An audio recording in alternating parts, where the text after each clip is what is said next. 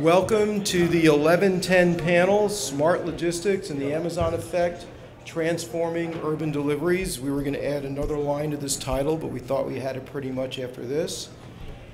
My name is Larry Cosmont, President and CEO of Cosmont Companies. We're a firm that specializes in public-private partnerships, have over 60 cities as clients, many private sector investment and development institutions as well.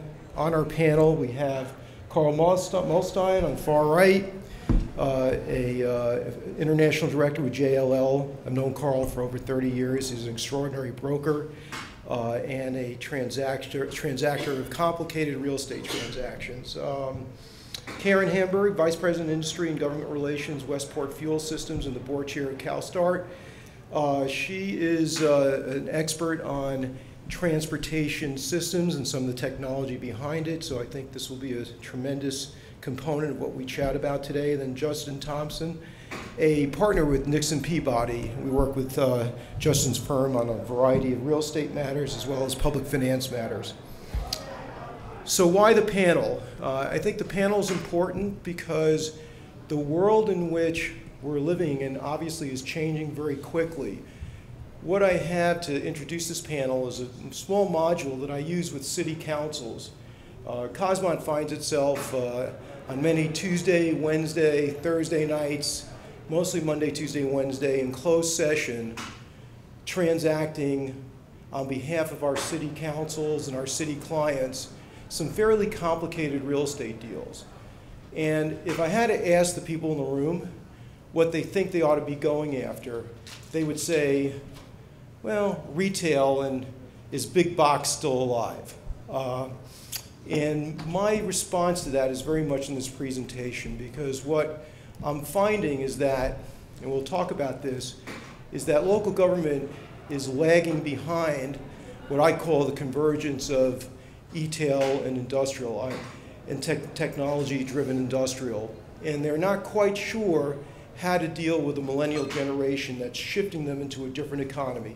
So how I explain it is pretty much a little bit like this, that we are in California moving rapidly to an economy that's based on investment that leverages a carbon footprint reduction result.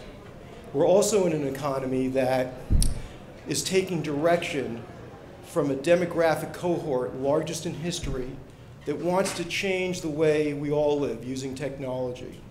And it's shifting the way retail and tenancy in retail, as well as industrial that serves retail, is performing. And the retail adaptation and changing is part of a change in social habits, in that retail is having to move rather quickly, and it's downsizing because it's going to have to omni-channel and merge what we call bricks and clicks. And so that means that if your metric, as your economist, which we've been, is sales per square foot, say, no, wrong metric. It's really trips per square foot, because unless you get the bodies there out from under the technology, you can't get the conversion and sale, and the sale can take place anywhere. We still need private sector jobs and private sector investment for jobs and taxes, and we're going to lose jobs due to automation, but we'll create some jobs. But overall, we're going to underwrite at any level these trends. We're going to have to do it in a way that pursues quality of life changes and enables us to make the right investment. And that means having zoning policy, land use policy, and public finance policy that understands how to get there. So economic development is a priority for most cities, but what's happening is the ball is moving on them rather quickly. The applications they're getting are about infill industrial. They see infill industrial not as a way to connect the dots for a sale in retail, but as an issue of adjacency with local neighborhoods, and an issue of traffic, and an issue of hours of operation. Cities are focused on trying to induce downtown, but mostly through incentivizing increases in parking and public investment in parking, rather than the understanding that trips may be replaced, through rideshare. So stepping back, the key message that we provide is who you're serving in your community is changing, the constituency is changing. This is a demographic that by 2025 will be 75% of the buying population. And they're educated, they have income, they want houses, getting married, having kids, but they are a digital native-based cohort. They grew up on technology. These are folks that expect to have an authentic experience where they're not leaving, you're not getting them, or they're going to need to be there. So they want technology, they're interested in help, they like to perform and live by some social benefit, they have a conscience, and so at the end of the day, if you're investing in retail and you're trying to fix your zoning so that retail can be supported, you need to understand that really retail today is now a confluence of price, place, and trips. And that, as I said earlier, trips are the new anchors. They will sustain center, but it's going to be a function of omni-channeling, which relies much more on last minute delivery or last mile delivery than it does just on your typical offerings in a retail store. And the sales, both on Black Friday, Cyber Monday, and on the internet, continue to escalate. Carl will talk a lot about that. And so that demand is not going to change. Also to understand is that food really becomes that attractor. In this business of retail, food is the new anchor, not your large boxes. And as we say, 80% of Americans are unsure about what they're having for dinner by 4 p.m. because it's a text away. That conversation is, honey, what do you think, Chinese or whatever? It's just there. And the whole behavior pattern around the delivery of food and the whole sort of the consumption environment around food is changing, whether it's a grocerant, it's automation, a food hall versus just basically a food court. And food is just taking off. I mean, we're going to see huge escalation in online activity related to food. Every one of the large boxes is doubling down on the delivery of food. We have the German invasion, Aldi's, and others. We have pure grocers moving into delivery. We have prepared food, Blue Zone, others that are moving into the space. I mean, the customer wins. The question is, what will the satisfaction be from really generating food contact online as opposed to going to the restaurant? And how will the store network versus delivery become compatible with each other? And how does that affect real estate as well? And then ultimately, how does that affect zoning? And the stepchild of this whole pattern of digital technology, of the momentum that gets created between retail and delivery, is really emblematic of fulfillment centers. I mean, Amazon's strategy has been to make sure they're adjacent to 80% of the largest population centers within a 20-mile delivery point, and then close in from there so they have the same coverage within a 5-mile delivery point with smaller, clustered last-mile delivery facilities. It's a retail industrial strategy. It's an entire hybrid. It's a much different game for them. And for cities, as I indicated earlier, they're still stuck on sales taxes coming out of a 100,000 square foot Target when half of that Target's now devoted to food. And so there's a shift. And what we're trying to teach our city folks is that the convergence of industrial and retail is not only about the retail, it's about the acceptance of delivery facilities and figure out a way to convert old industrial centers into vibrant connectivity centers for the delivery of goods, services, food, and so on. So tax viability and the proper mix of land use is just changing dramatically. And as I said earlier, nothing has changed about the need for taxes or jobs. It's just the whole environment of enticing those through economic development is much different. And so the question becomes, what will or what should cities support with retail changing quickly, food dominating expansion, and infill distribution centers responding to consumer demand? The question for leaders, as I put it, is your community millennial ready? And I think what I'd like to do now is to shift to the panel. And I think, Carl, you're going to talk about... As the oldest millennial at JLL, yeah, exactly. I'm happy to take over. Talk about sort of that industrial retail connection and the shift in how goods get delivered. Sure. So just a disclaimer, these are my own thoughts. Any of you who've seen my Twitter site know I like to rant about land use, homelessness, affordable housing, etc. And it's a pleasure to be here today to have a conversation. So 100 years ago, this panel would have been about the assembly line and the advent of the assembly line. If Larry was hosting this in the 70s, it would have been about Walmart and the beginning of globalization and supply chain and how firms developed logistics. But today, I guess it's the Amazon effect, as our population is shifting and we're a digital kind of demographic. So what is this Amazon context? In 1994, an investment banker moved to Seattle to start an online book retailer. He did $16 million of sales. By 96, he IPO'd at about a $350 million valuation. Damn, I should have bought a few shares. But you saw that there was more on his mind than simply moving books. He patented the one-click checkout, which I'm sure many of you appreciate, not just on Amazon sites, but many sites. So he got into the technology. So what is Amazon today? Is it a retail grocery giant?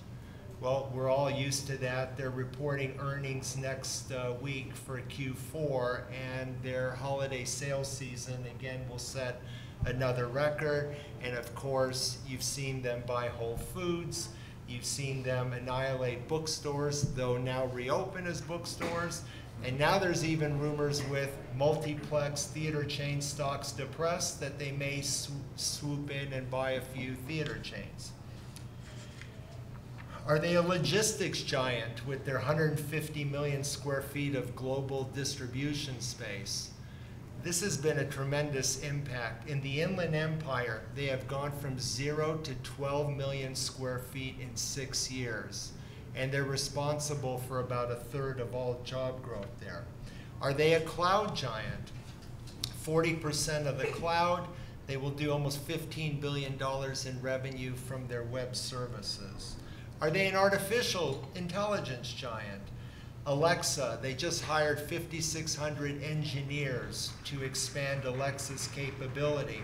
When you're in your Mercedes and you think you're talking to a Mercedes to navigate or to connect, it's Alexa technology that you're speaking to. Again, another example of that one click. Are they a media giant? Who knew buying shoes and shaving cream would lead me to watch movies? And watch them win Golden Globes.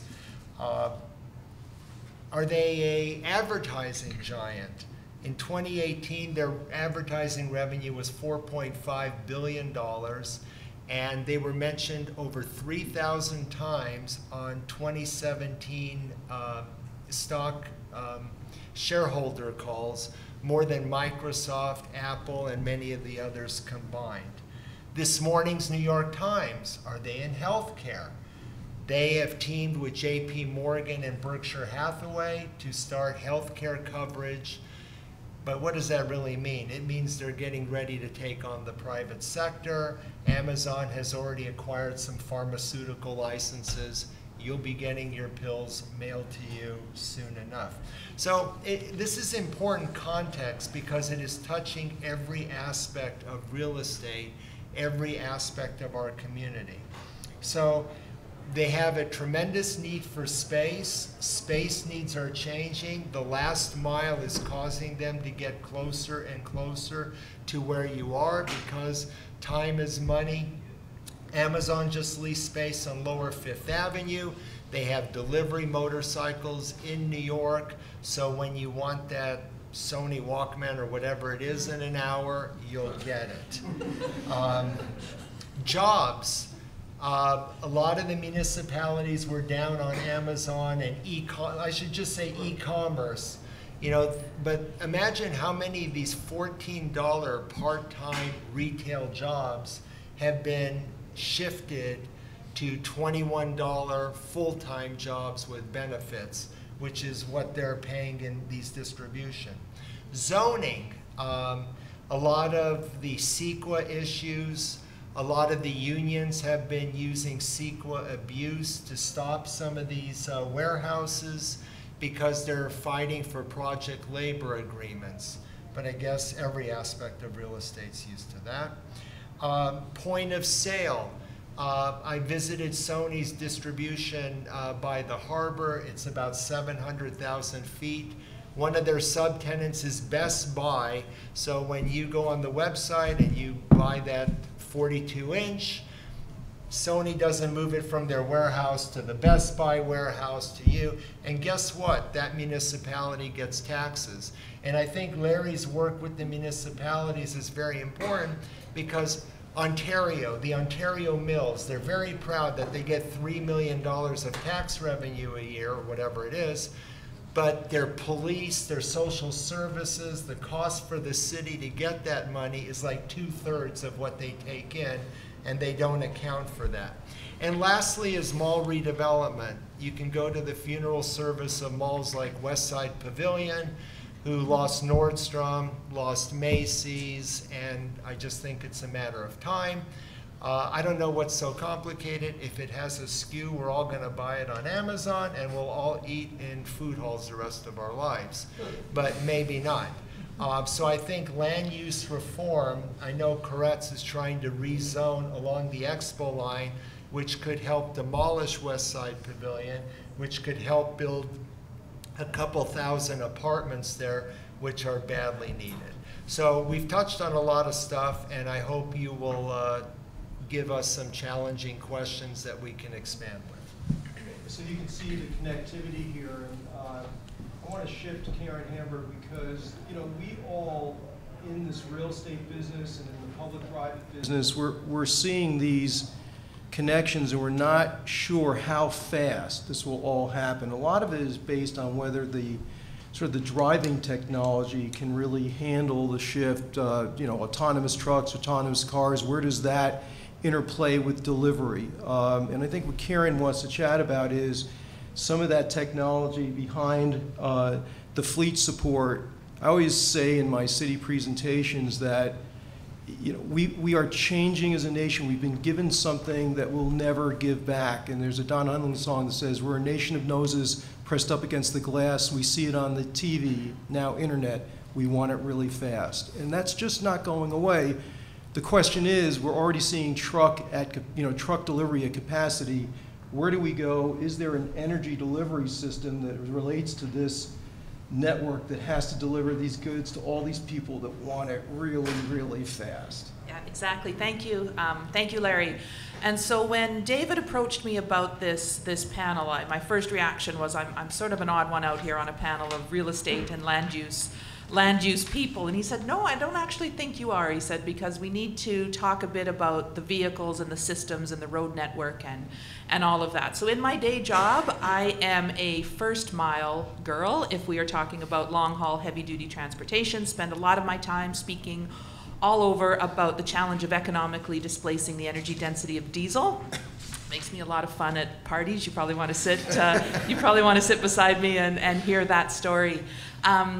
But I do a long haul over the road trucking, so first mile, class 8. So this panel, the opportunity to speak on this panel made me think then on these critical last mile deliveries, the economic challenge, the environmental challenge, and really think on our learning about how quickly these energy transitions happen in the alternative fuel space.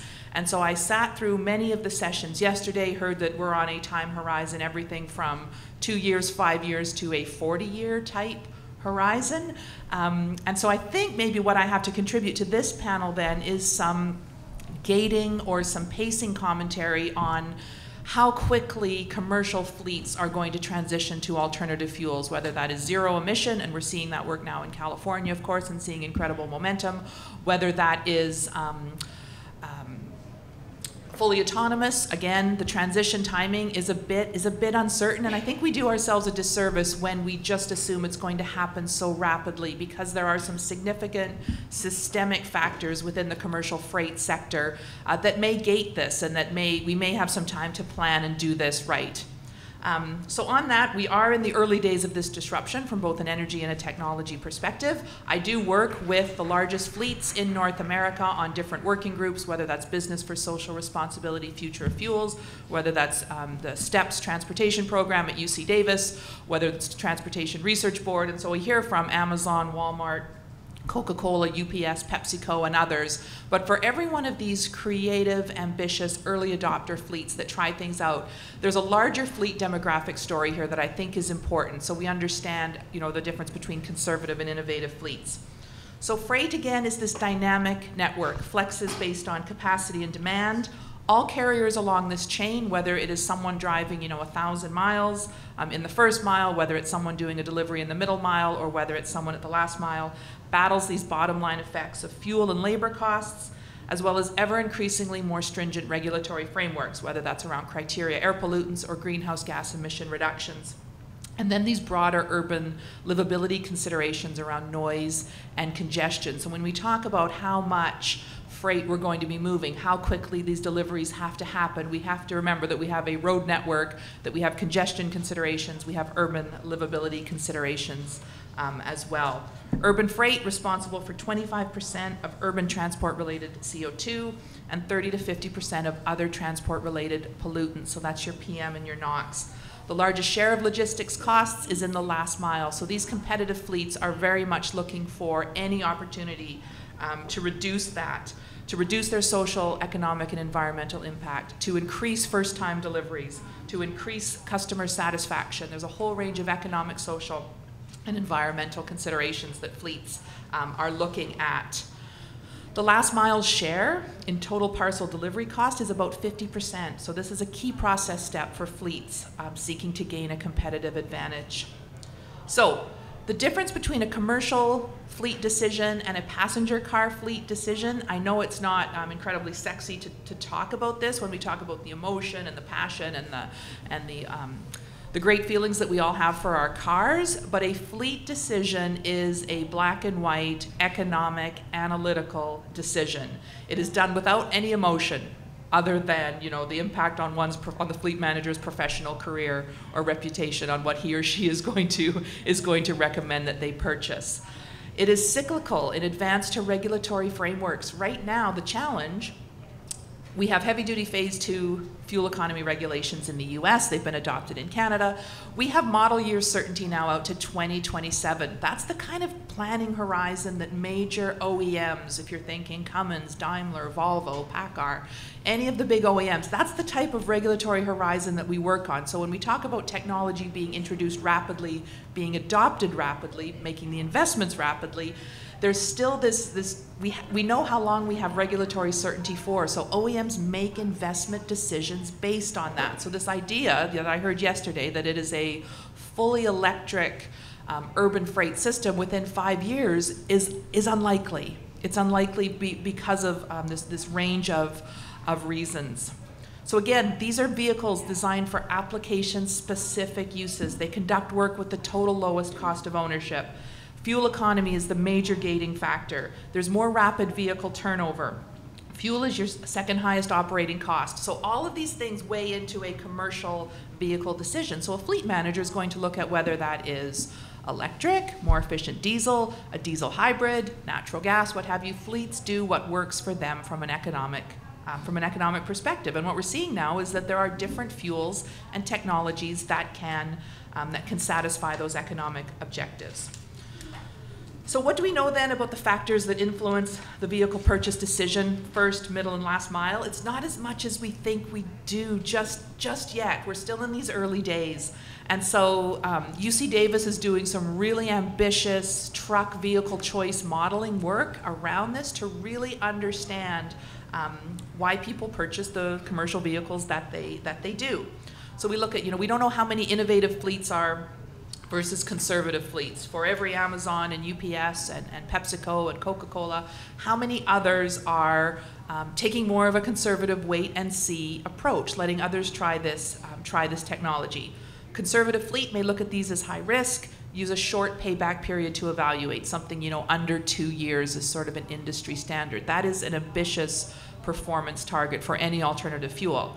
An early adopter fleet, though, be able to stack incentives, take greater risks, use a longer payback period. They may say, you know what, I might be okay with 3 or 4 years. Or they may just purchase, 5 trucks, try it out, let's see how it performs in our fleet. There's a fleet demographic effect here. How much of the market is unaddressable currently because there's just a small fleet size? There's 50% of fleets have less than 25 trucks or 10 trucks. So the idea that they will be an early adopter, probably not first out of the gate. They're waiting to see the experience of the other fleets. Profitability is still uncertain given high upfront investment costs, what we're learning about maintenance costs right now. All of this is we're learning as we go. I think this is important too. There's consequences on the operational level or on a city level of having more trucks delivering more things. And I think this is probably an unpopular thing to say at a retail type panel, but if we're going to hit these environmental objectives, maybe buying less stuff might have to be part of this this as well. I live in one of these neighborhoods where no one parks in their garage because their garage is all filled with stuff. Their Costco inflatables that they put out on the lawn and all of their stuff. And I think that's kind of a disconnect after a while where we think maybe there's just too much stuff here. And if we have a hope of meeting any of these environmental goals, that might have to be a consideration. So what could, I've talked a lot about uncertainties, what could accelerate this? And I think the state of California then is an example of a jurisdiction that is being closely watched. Of course, I do a lot of work with our Canadian federal government, and the California experience comes up quite often then. They have made investments in multiple fuels and vehicles. They have made investments, they've taken a technology neutral approach in early days of technology development funding being made available. They've said, these are the regulations, hit the target, we don't care how you do it, be competitive. So we're seeing that there's market dynamics driving commercialization. We're looking at full life cycle environmental impacts on fuels, all fuels, and then also on the vehicle footprint considerations as well. So we need this common vision at a policy level to develop this integrated approach to understand how these vehicles are going to be deployed. So ultimately, we need to do more R&D, push deployment faster, make markets that work. The California government has led in this area. The mechanisms that have been introduced here, whether that's cap and trade, low carbon fuel standard, or other sorts of vehicle incentives, have been adopted in other jurisdictions. But ultimately, we need to reduce emissions as fast as possible, as much as possible, starting as soon as possible. And the rest of all of that is really just noise. Thank you, Karen. So shifting to Justin, and we'll excuse the fact that you're the only lawyer on the panel. What I want to talk to you is put your real estate hat on. You do a lot of transactions, and we're probably in those transactions not going to rely on reduced consumption, but we're going to look at return on investment. But one of the biggest hurdles, as you know, is getting those local approvals as well as a compliance document that makes everyone happy on the transaction side. So I think talk about the transaction, how you meet some of these legal requirements. What's the perspective of everyone in the room on taking the entitlement risk with a future that is moving pretty quickly? Right. Well, it's funny, as the only lawyer batting cleanup on this crew, Larry, I don't know, I have a feeling like I'm the guy giving the disclaimer at the end of the commercial on TV and just run through it as fast as possible. But in all seriousness, the legal compliance aspect of this is looming very large. Technology, and I've said this in the lead up to this panel, technology and the creative minds behind it are wonderful at clearing just about every hurdle, but there is no clearing legal hurdles, no matter how great the technology is. At some point, you run into it. I mean, look at Airbnb and some of the drama that's ensued on that front. The autonomous aspect of what we're talking about here is no exception to that. You can come up with all the solutions around the infrastructure, the crumbling infrastructure in the country, road issues, parking, everything else, but at some point, from an entitlement standpoint, from other government regulatory standpoints, you will have to deal with the government and legal compliance. And so, to your point, Larry, that's a huge hurdle that has to be cleared here in order to realize the great promise of what we're talking about. The problem is that we're dealing with a legal patchwork in this country. You have local laws, state laws, and federal laws. And while you might be able to solve one of those issues on a local level, you might run afoul of the state and federal. I'll give you an example. Cannabis laws are a perfect example of that. You know, there's a great appetite for that, no pun intended, in California. But the problem is the federal government hasn't gotten on board. And until the federal government gets on board, or somebody comes up with a really creative solution on how to bank businesses that deal with cannabis products, there's going to be a problem. This is no different. If you don't get the local government on board, then the reduced parking counts, the different curb cuts, all of the land use benefits that you can receive from the autonomy aspect of this will not be realized. So that's a key component of it. There's other examples that I could talk about. Another one is the fact that, you know, each state can have its own different set of laws, just like each locality. So it's not just a question of getting wherever your project is located or a given project is located on board, because the vehicles that emanate from that facility are going to have to drive through different localities, in a lot of instances different states. So while you might solve the problem in one jurisdiction, you haven't necessarily solved it in another. What we really need is some sort of model legislation that allows for these technological advancements.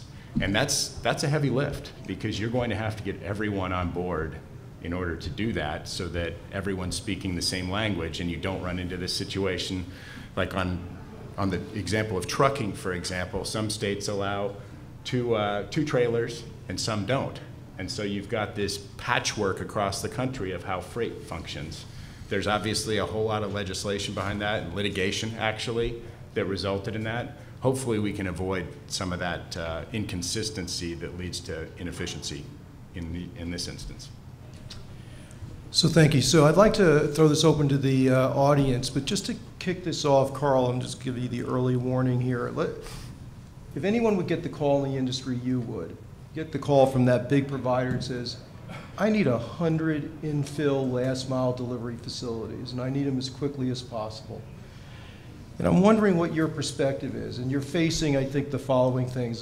In my setup remarks, you're facing zoning laws that are more concerned about hours of operation. And yet, every one of these cities has to have now in California a climate action plan. So you would think if Karen's small fleets would speed it up, you might be able to make the promise of a cleaner vehicle delivery or a quieter delivery. But these neighborhoods are still congealing around social media. They don't want the traffic. Yet they want the goods. They want the goods delivered quickly, and the city hall is saying, wow, Carl, I mean, yeah, I've got an old industrial area, it's not performing, but if I put these uses in, am I diluting my stores, the very retail centers that I made an investment in 10 years ago to make sure that I could afford this quality of life? And this is a question I can open up to the whole panel. I know, Justin, you have a thought on this as well as Karen. So what are your thoughts about approaching communities, and is that the real estate assignment of the future that you see coming along? And just like your thoughts on that, kick it open. I think it's a very difficult challenge, which is why I think it's no surprise that Amazon now has 400 retail outlets in Whole Foods. And you walk in and you start seeing some Amazon goods for sale. Next thing you know, you can pick up your Amazon delivery there. Next thing you know, you can return your Amazon good there. So with that one trip, you might be accomplishing 2 or 3 things. The cities have been holding on to retail malls. That is the only hope for large infill sites, because there is no land left. So it all lies with these large surface parked retail. So the Sears goes dark in Santa Monica, it's becoming office. The Macy's goes dark at Pico and Overland, it's becoming office. The Macy's goes dark in North Hollywood, it's becoming office.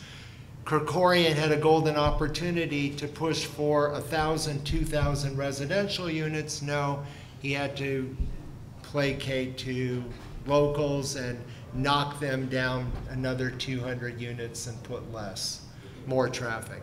And the traffic is getting worse because ridership is down on the MTA.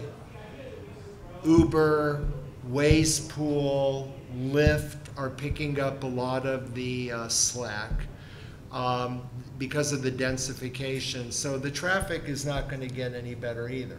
But people have this perception they don't want the truck traffic through their neighborhood.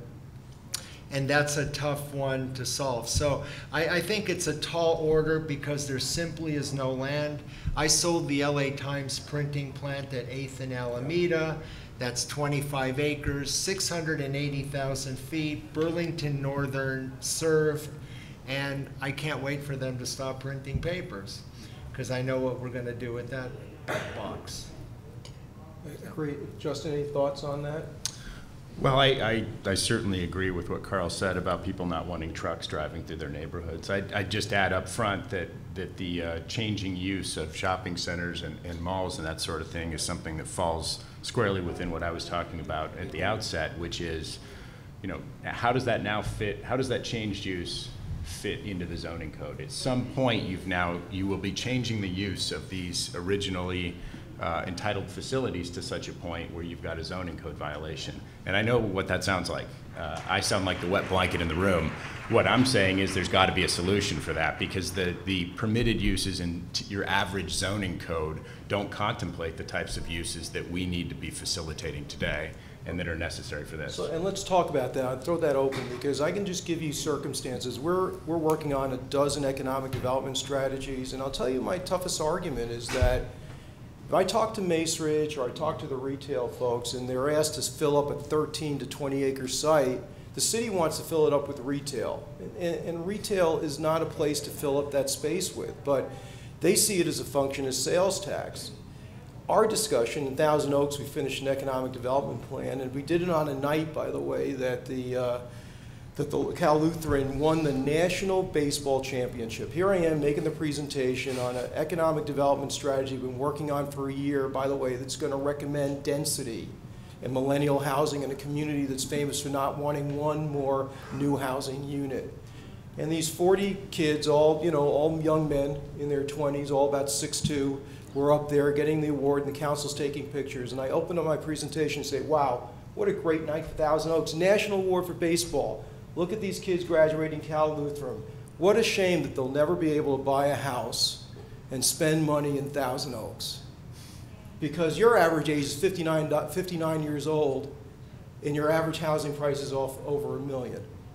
And I'm here to talk to you about an economic development formula that has to shift. It's not about density. It's about connectivity. It's about bringing a series of uses that can coexist. So I mean, I'll throw it out there because I'm finding this fight in every community, and we're asking for density.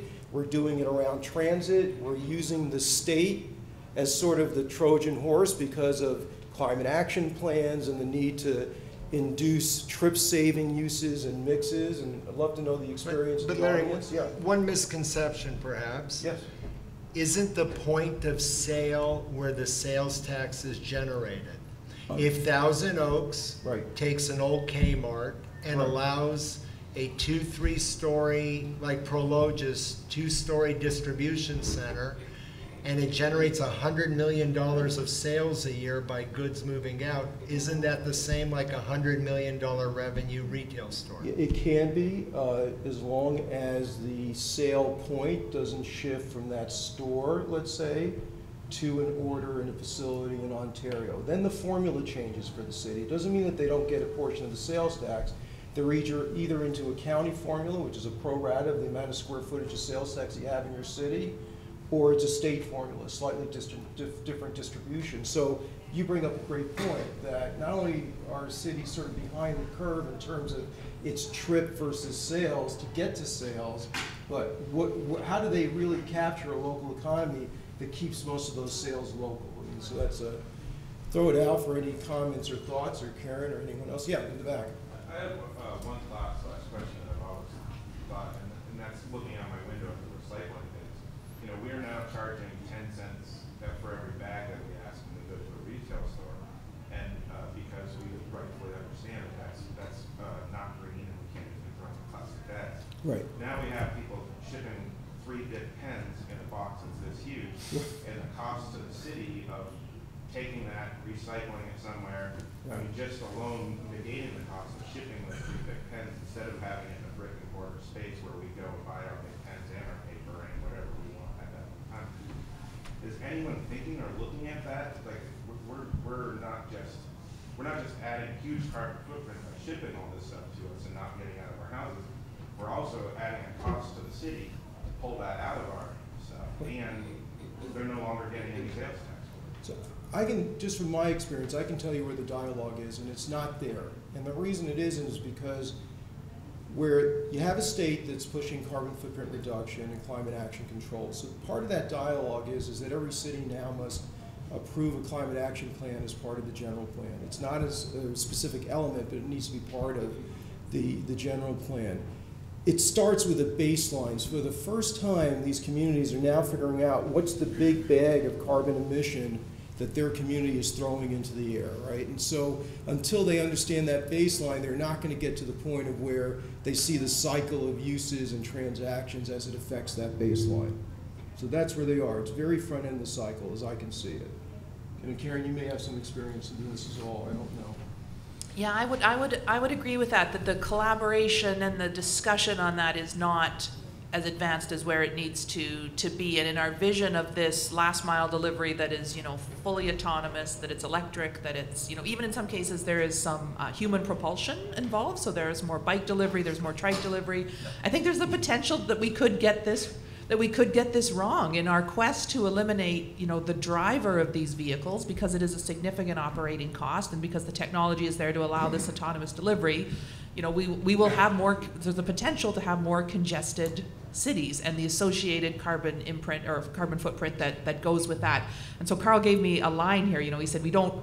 Traffic's not getting any better, but we certainly don't want it to get any worse. We can't have it getting any worse. And I think that's one of the main considerations in all of this that hasn't been looked at yet. Questions, comments? I have this story about Southgate, and this gets to your point. I live with these cities every day, and as I say, I'm trying to get a bunch of transactions done in a world where investment criteria is changing. By the way, the private sector is, I think, bought in. They just as soon, they prefer investing in a zero net energy building than anything else, or a zero net energy portfolio, because in 10 years, that's where the value marker has to be by law in California. So, the cities, though, are still struggling with how do I fill the space. Just 5 years ago, I completed a transaction for the city of Southgate, an infill shopping center, 400,000 square feet. Prime Store was the developer. Walmart is the anchor tenant. We've got about an acre and a half plaza with lots of community uses. It's become the centerpiece for Southgate. I negotiated that deal over a 6-year period. We had to buy land, we had to relocate, we had to clean up the site. It was a remediation site. And about a year before we started construction, as we're doing the deal with Prime Store, I'm in closed session. This is just 5 years ago. And the councilman at the time, who had most of the votes, looked at me and goes, "You know what? You've been working on this project a long time, and I think you're leading us astray." And I go, "Why?" I mean, we've got the land under control, 40 acres, urban site. No one's ever going to get a better site than the one in Southgate. We've had trouble getting the retailers to recognize the strength of the Latino population. We've got a lot of good users. And he says, "Well, no. Here's the problem. You don't have an 80,000 square foot Best Buy." And I said, with all due respect, Mr. Mayor, that's going in the opposite direction. If you cut a zero off that number, maybe we're going in the right direction. But that is where city mentality has been. And only recently are you seeing cities like Laguna Hills changing their center, and Thousand Oaks and other places that are willing to say, hey, I think those boxes are going to be dark. And all you're going to bring me, Carl, is a 24-hour fitness that brings me no sales tax. And Justin, all you're going to bring me is a developer who wants to build residential. But you'll look better. You'll be in shape. So, what's in it for You'll me? enjoy that pension longer. Right, exactly. What's in it for me? And that's where we see the state of the business. And so, a lot of these slides are really about, when I ask, what makes your city millennial ready? Because when folks look to move from the suburban poor in this millennial cohort to suburbs, they're looking for a sense of place. They're not looking for a closed mall, and they're not buying in a closed mall. So you don't really have a choice but to make that decision and really move with that tide. thought I'd bring that out because that's the discussion we're having all the time. Any thoughts, comments from the audience? Closing comments from the panel at all? Well, I would just jump in and say that I think it's actually, notwithstanding all the hurdles that we talked about and all the questions that remain, nobody has a crystal ball, but it's a really exciting time in the sense that what we've gotten to is a point where technology has basically redefined what the highest and best use of certain properties will be.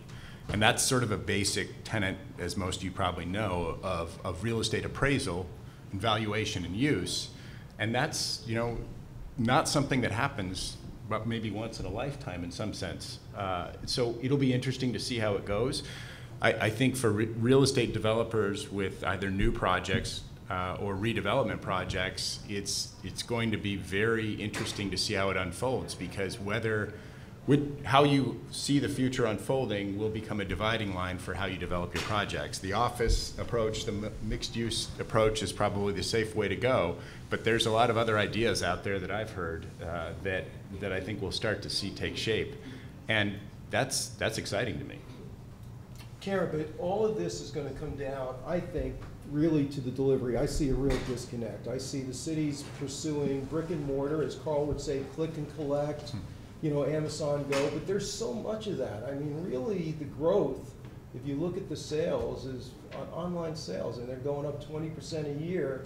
That means growth in delivery. So, I mean, you're the hope. If these fleets start to make decisions about clean vehicles, I think that on our end, we probably can sell some sustainability aspect to these facilities to our communities in terms of compliance. But beyond that, I think it's a chase for sales tax, and that's going to be a different discussion. Your thoughts? So one of these mechanisms that I didn't get into, but that I really think will accelerate this, is what we're seeing now with diesel bans and low emission vehicle zones in key European jurisdictions, some Asian jurisdictions. Mexico City have all announced now that, you know, diesel vehicles of any class, any size, will no longer be welcome in cities. Certain hours, there'll be congestion restrictions, there will be hours of service restrictions. And so right now they're starting on the light duty side, right, on a passenger car side. There's a lot of discussion though around the social justice considerations of that, because a lot of, you know, the light duty passenger car fleet in Europe is still diesel fueled.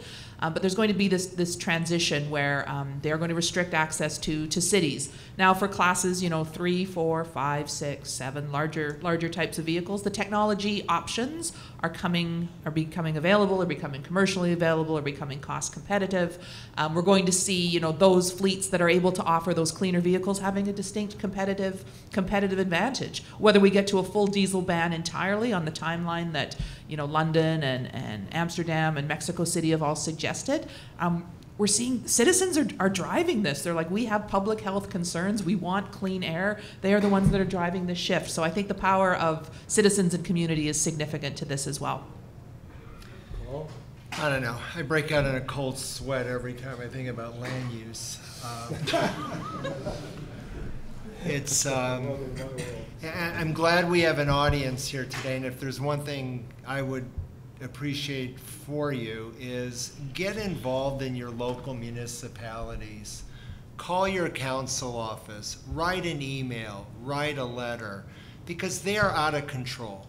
Land use is absolutely broken, and it's getting worse. The state is trying to step in with some bills to force the issue, because it's almost becoming it's discriminatory for people of certain incomes, etc. And the federal government is going to be stepping in. It's just out of control. And without CEQA reform, I'll leave you with this. Every month that goes by that it takes to approve a project, construction costs go up 1%. Every year of delay for that project, the financing cost goes up about 10%. Then you have to have a crystal ball. What is the market like 4, 5, 6 years from now? That's a hell of a crystal ball to think about. So all this land use quagmire has added 20, 30% to project costs. The developer's not putting that 20, 30% in their pocket. And I just don't see, I remember working for Mayor Reardon after the earthquake when we used emergency powers to move LAUSD into the IBM tower on Bunker Hill, and we used emergency powers to get kids off of 1-2 hour bus rides into their communities, into K through 2 mini campuses. No RFPs, RFQs. I don't think Houston, New Orleans, and Puerto Rico are using a lot of RFPs and RFQs now to get people back into a home, back into shelter. We have the Army Corps of Engineers right here at 915 Wilshire. We have some great resources. We need to use them. I'll leave one last thing. Bob Champion, a prolific developer, has done retail, a little bit of everything. He challenged the city, if you give me a permit in 6 months, I will voluntarily go rent control on a new residential project. So it's not the developers who are necessarily against this.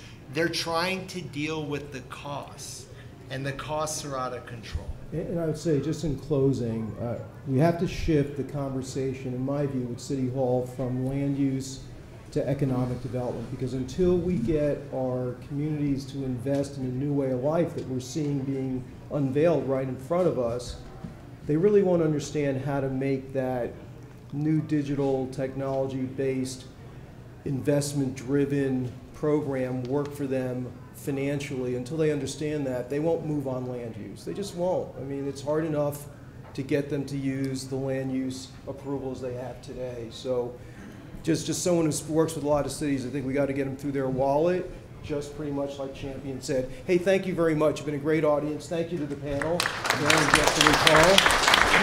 Thank you, David, for having us.